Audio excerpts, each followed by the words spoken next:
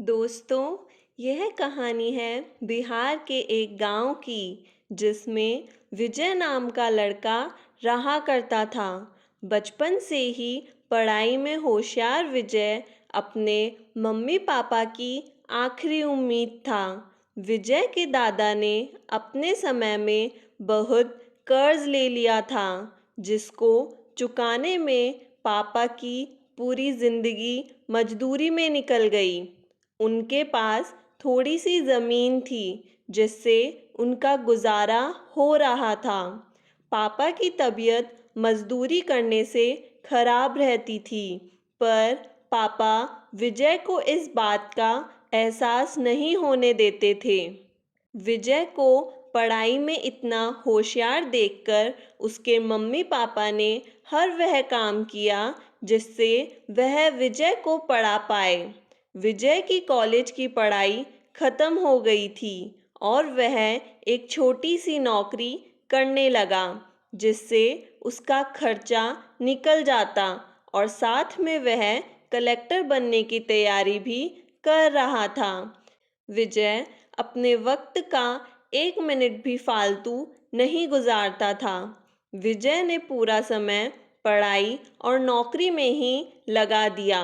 विजय के पापा को यह पता था कि वह कलेक्टर बनना चाहता है, इसलिए घर की हालत बहुत ज़्यादा खराब होने पर भी उन्होंने विजय से कभी इस बात का जिक्र नहीं किया और न उसको अच्छी नौकरी करने के लिए कहा। लगातार 2 साल तक विजय पास नहीं हो पाया। उसके बाद भी उसके पिता ने अपना घर और ज़मीन गिरवी रखकर विजय को आईएएस की कोचिंग ज्वाइन करवाई और उसकी नौकरी भी छुड़वा दी और केवल पढ़ाई करने को कहा।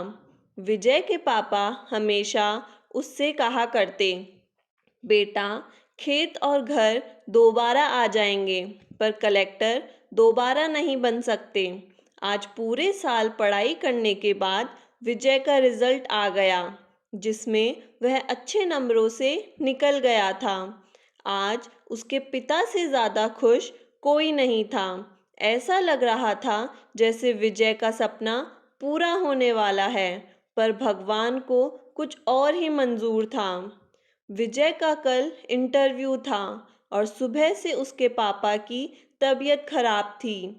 विजय के पापा उसकी माँ से बार बार कह रहे थे कि विजय को मत बताना, और उस दिन देर रात उनकी मौत हो गई।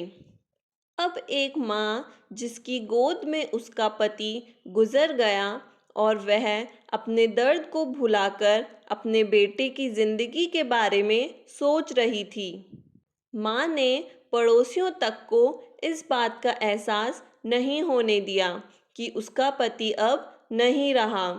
पूरी रात ऐसे रोई कि आवाज़ भी ना निकले, और सुबह विजय जब इंटरव्यू देने जाने लगा तब माँ और पापा के आशीर्वाद के लिए उसने माँ को कॉल किया। माँ ने पूरी हिम्मत लगा दी अपना सच छुपाने के लिए और विजय को आशीर्वाद दिया। और जब विजय ने पापा से बात करने को कहा तो माँ बोली, पापा अब तुमसे बात नहीं करेंगे, वह कलेक्टर से बात करेंगे। इतनी बात करके माँ ने फ़ोन रख दिया।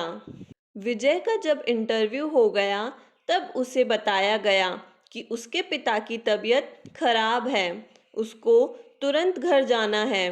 विजय को एक पल नहीं लगा अपने पिता की हालत समझने में।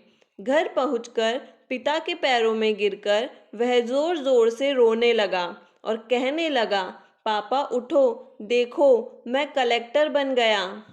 आज उसके पिता को वह खुशी मिली थी जिसका उनको वर्षों से इंतज़ार था, पर आज वह इस दुनिया में नहीं थे। भगवान विजय के पिता की जिंदगी में सुख लिखना ही भूल गए थे। पहले वह अपने पिता के कर्ज में जिंदगी भर मजदूरी करते रहे और फिर बेटे के सपनों के लिए फिर घर और ज़मीन गिरवी रखनी पड़ी। वह जिंदगी में कर्ज लेकर आए और कर्ज लेकर चले गए। विजय के पिता को भले ही जिंदगी में कुछ हासिल न हुआ हो, पर वह अपने लड़के को इस काबिल बना गए कि वह अपनी 7 पुश्तों को बैठे बैठे खिला पाए। विजय की माँ ने जो उस रात किया, जिसको करने का जज्बा बहुत कम लोगों में होता है। जब विजय कलेक्टर बनकर घर आया, तब माँ ने विजय से कहा, बेटा, तुम आज इतने बड़े बन गए हो कि हजारों गरीबों का भला कर सकते हो। जब भी तुम्हारे सामने कोई गरीब मदद मांगने आए, तो अपने पिता और मेरे बारे में सोचना। मैं तुम्हारे बराबर पढ़ी लिखी और समझदार तो नहीं हूँ, पर इतना ज़रूर जानती हूँ, गरीब आदमी की बहुत मजबूरी होती है। तुम कभी किसी का बुरा मत करना। दोस्तों, इस कहानी से हमें यह शिक्षा मिलती है कि वक्त कितना भी खराब हो, हम उसे बदल ज़रूर सकते हैं। माँ और बाप के एहसानों को हम कभी नहीं उतार सकते हैं, पर हम अपने कर्मों से उनकी इच्छा ज़रूर पूरी कर सकते हैं। अगर ये कहानी अच्छी लगी हो तो लाइक का बटन ज़रूर दबाएं और प्रेम से बोलें, जय श्री राधे।